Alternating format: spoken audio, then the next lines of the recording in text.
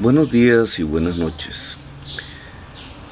Hoy quieren ponernos una boina roja y calificarnos de castrochavistas.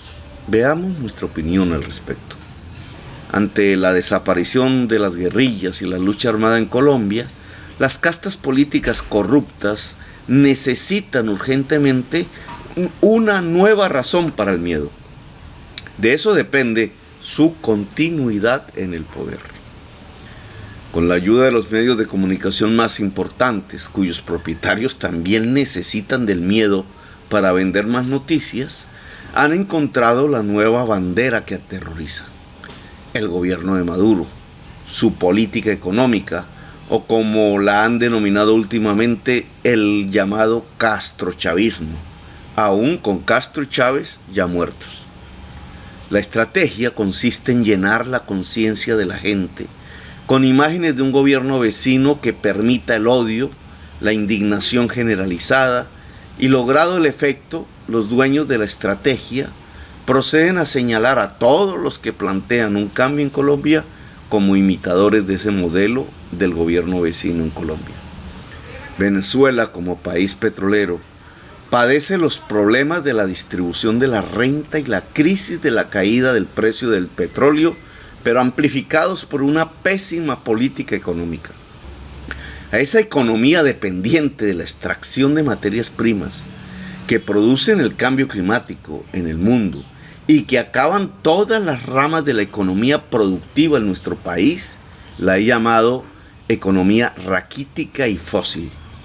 El camino que proponemos como fuerzas del cambio es el de ser una potencia agraria que desarrolle con fortaleza la capacidad industrial.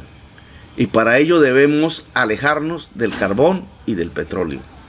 Para construir una economía de alta capacidad productiva y agroindustrial, necesitamos no solo de la capacidad activa, planificadora y reguladora del Estado, no solo de la capacidad de las ciudadanías locales para determinar el uso de su territorio, sino de la participación activa del mundo privado del país.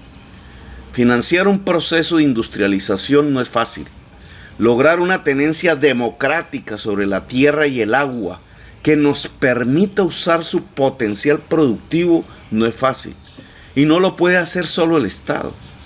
El mundo de la agricultura y del emprendimiento industrial es fundamentalmente un mundo privado, del que se espera asociatividad y pluralismo democrático. Podemos construir cooperativas industriales en el pequeño y mediano municipio con la gente de allí mismo.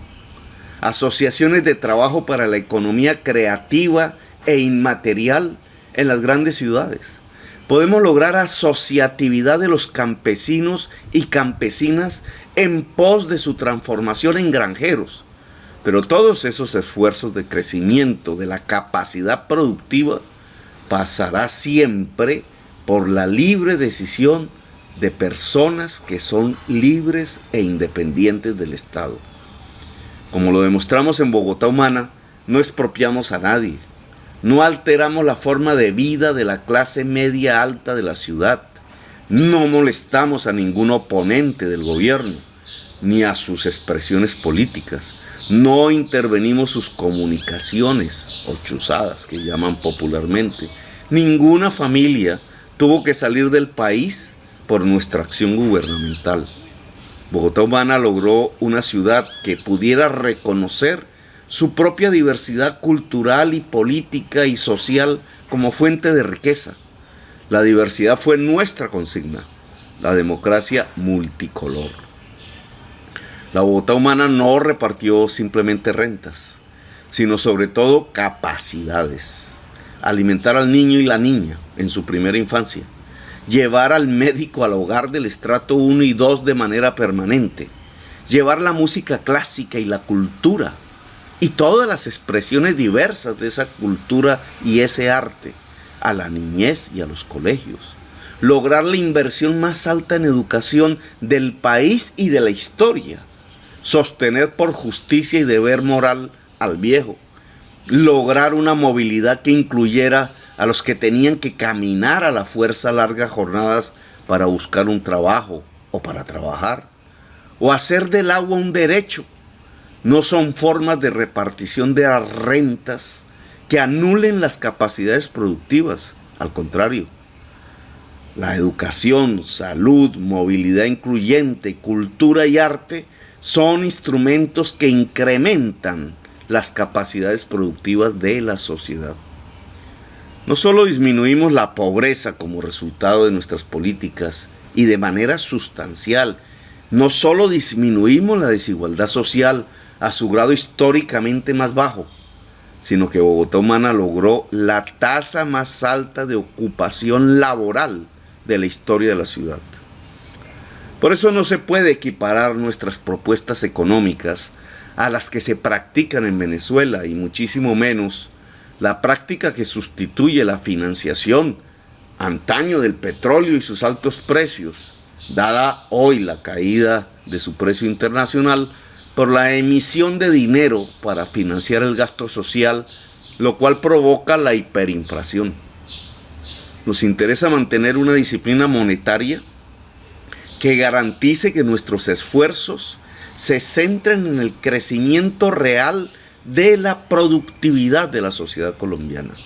El gasto social imprescindible para la disminución de la pobreza y de la desigualdad no puede financiarse ni con rentas que dependan de factores externos, como el petróleo y el carbón, porque se evaporan, ni por emisiones monetarias inflacionarias. El enriquecimiento general de una sociedad no depende de regalos, solo depende de su productividad y de su trabajo. No nos interesa una economía de puerto que entregue la alimentación de su sociedad a las importaciones, que llegue en barco desde lejos y por tanto le entregue la alimentación del pueblo a quienes manipulan la importación. Venezuela importa toda su alimentación y Colombia ya importa 13 millones de toneladas al año.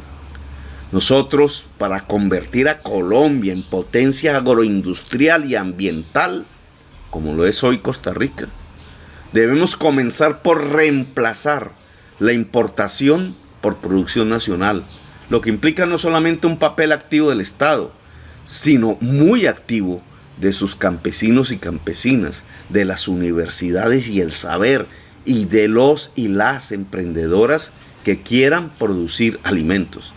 Si queremos que Colombia sea una potencia ambiental, tenemos que reconstruir nuestra naturaleza, ordenar el territorio alrededor del agua, revitalizar, que es una palabra mucho mejor que reconstruir, todos los ecosistemas que han sido bloqueados, golpeados, depredados. Quienes dicen o tratan de irradiar a través de los medios de comunicación cómo ponernos una boina roja, les decimos que nada tiene que ver con lo que estamos proponiendo.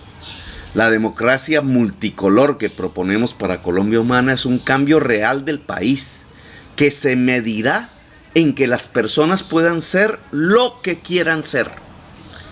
La política del amor implica la comprensión del otro y de la otra, el entendimiento de lo que no es uno mismo, una construcción compartida con el diferente o la diferente, a dos, como dijera el filósofo Badiou, que es en realidad a millones, a multitudes. Así que no se dejen engañar de los constructores del miedo, porque son ellos los constructores reales de la muerte y del pillaje en Colombia.